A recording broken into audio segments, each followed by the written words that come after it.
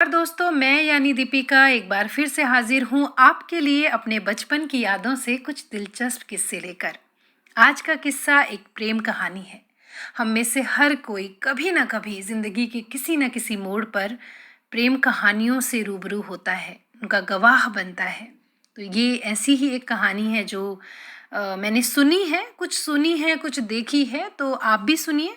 और अगर आपको मेरे किस्से, मेरी कहानियाँ अच्छी लगती हैं तो प्लीज़ आप इस चैनल को सब्सक्राइब ज़रूर कीजिएगा। तो आइए सुनते हैं ये सच्ची प्रेम कहानी। मैंने दुनिया की जितनी भी जगहें देखी हैं, माना की गिनती की 4 ही जगहें देखी हैं, लेकिन ऐसा कहने से बात में वज़न आ जाता है। तो मैंने दुनिया की जितनी भी जगह देखी हैं, मेरा गाँव सबसे सुंदर लगता है। इस सुंदर लगने के पीछे सबसे बड़ी वजह तो यही मानी जाए कि मेरा जन्म वहाँ हुआ था और मैंने जीवन का सबसे अच्छा वक्त भी वहीं बिताया था।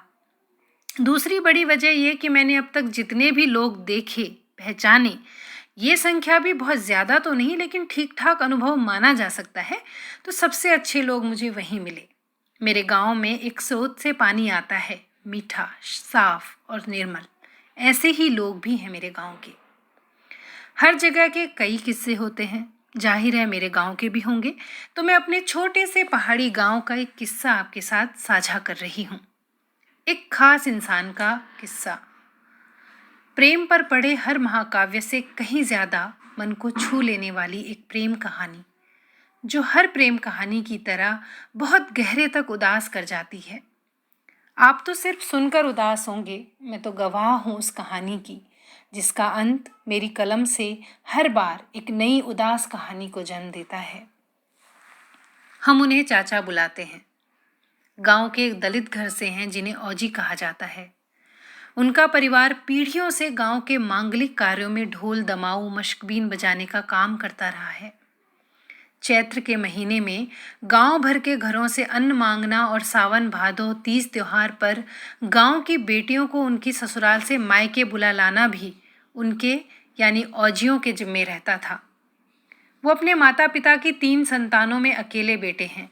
जाहिर है उन्हें प्रेम भी खूब मिला। दिखने में ठीक ठाक है, एक आम पहाड़ी मर्द जितनी लंबाई और शारीरिक गठन, वैसा ही उनका भी है। उस आम से शरीर में जो खास था वो थी उनकी आवाज़। कुदरत ने मानो सारी मिठास और सारी उदासियों का रस बनाकर उसका लेप उनके गले पर लगा दिया था। हर सुबह जब वो गीत गाते हुए पानी भरने जाते तो यूं लगता जैसे 4 तरफ से पहाड़ियों से घिरे हमारे गांव के आसमान से कुछ रंग उतर रहे हैं।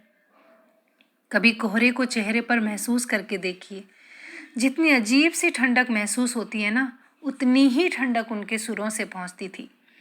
कभी मुझे लगता कि वो अभिशप्त हैं।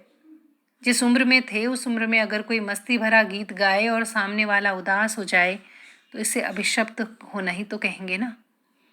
गांव की हर चाची भाभी की जुबान पर उनका नाम था। घास काटने से लेकर गौशाला तक पहुंचाने जैसे काम हों या फरमाइशी फिल्मी गानों की महफिल, हर जगह चाचा होते थे। उनका मिलनसार और उसके साथ ही सौम्य और सभ्य होना उन्हें सबका प्रिय बनाता था। गांव में शादियां जल्दी होती हैं। चाचा की शादी जब हुई वो 18 साल के थे। जिनसे हुई वो शायद 15 या 16 की रही होंगी।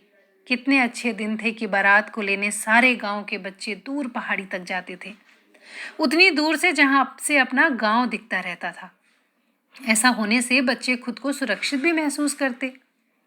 उस बारात को लेने गए बच्चे बारात के साथ नहीं लौटे। हवा की रफ्तार से भागते हुए गांव पहुंचे और बारात की बाट देखती औरतों को ये सुनाकर हैरान कर दिया कि ये दुल्हन तो एकदम परी यानी गढ़वाली में परी है।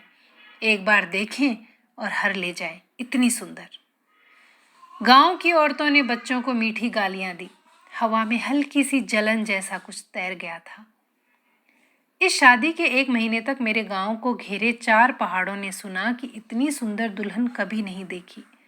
पहाड़ों में विचरती परियों ने एक दूसरे को और फिर खुद को पानी में देखकर मुंह बनाया। चाचा अब भी गाते थे, लेकिन उनके उदास गीतों से भी खुशी फूटती थी। ये एक खुशगवार बात थी और खुशगवार दिन थे। वो दोनों जब साथ होते तो ऐसा लगता जैसे बस इन दोनों का एक साथ होना ही इस धरती का अंतिम सत्य है, इसके अलावा और इससे कम कुछ नहीं। प्रेम अपने सबसे सुंदर स्वरूप में उन दोनों के बीच आकार ले रहा था, निर्मल और निर्दोष। 1 साल हुआ और चाची ने एक बेटी को जन्म दिया। बच्चों को सौर वाले घर में जाना मना होता था, इसलिए मैं नहीं बता सकती कि उनकी बेटी कैसी थी। सब बढ़िया चल रहा था कि एक दिन अचानक चाची ने पेड़ से लटक कर खुद को फांसी लगा ली। गांव पर जैसे मातम का कोहरा छा गया था। इस कोहरे की छुअन में आग थी, इतनी कि सबकी आंखें सुर्ख हो गई थी। परियों की आंखों से भी लावा फूटा था उस दिन। अब लगता है ये सब अचानक तो नहीं हुआ होगा। जितने मुंह उतनी बातें बनी। ज्यादातर ने यह कहा कि उनके ससुर ने ही उन पर बुरी नजर डाली थी, जिसे वो सहन नहीं कर पाई। चाची के मायके वालों ने पुलिस केस किया और चाचा और उनके पिता को लैंसडाउन की जेल में डाल दिया गया। उनकी बच्ची भी इस बीच गुजर गई। कुछ महीनों बाद चाचा जेल से लौटे। धीरे धीरे गांव चाची को भूल गया। चाचा भी चाची को भूलने की कोशिश में नीम पागल होते होते पूरे पागल हो गए। उनमें पिछले जैसा कुछ बाकी नहीं रहा, सिवाय उनके गले के। वो अब भी गाते हैं और मैं अब उन्हें अभिशप्त नहीं मानती। उनकी आवाज़ की उदासियाँ उनकी नियति थी। जब भी गांव जाती हूँ उन्हें अपनी छत पर बैठे आसमान ताकते कुछ गुनगुनाते देखती हूँ। हर बार दुआ करती हूँ कि इनका अभिशाप खत्म हो। जिस दिन उनकी आवाज़ नहीं रहेगी उस दिन ये भी हो जाएगा। तो ये था एक और किस्सा, एक दुखांत प्रेम कहानी। मेरे पास ऐसे कई किस्से हैं, ऐसी कई यादें हैं। अगर आपको अच्छी लगें तो आप साझा करिएगा, शेयर कीजिएगा और सब्सक्राइब कीजिएगा। Thank you.